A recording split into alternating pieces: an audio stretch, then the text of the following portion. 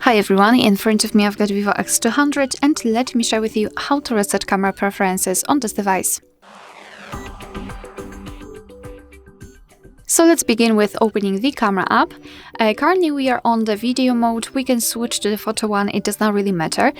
Also, I wanted to draw your attention to the grid lines. I've applied them before I've started the recording because I'd like to show you a visual evidence that the reset option will work, so they should disappear after resetting. So now all we have to do is to enter the settings icon in the right upper corner and tap on more settings. Here let's scroll down to the very bottom to find restore defaults and tap on confirm. And as you can see, we just got back to the camera and the grid lines are not visible, which means that we just successfully reset all camera preferences. Alright, so that will be all. Thank you so much for watching. Please hit the subscribe button and leave the thumbs up.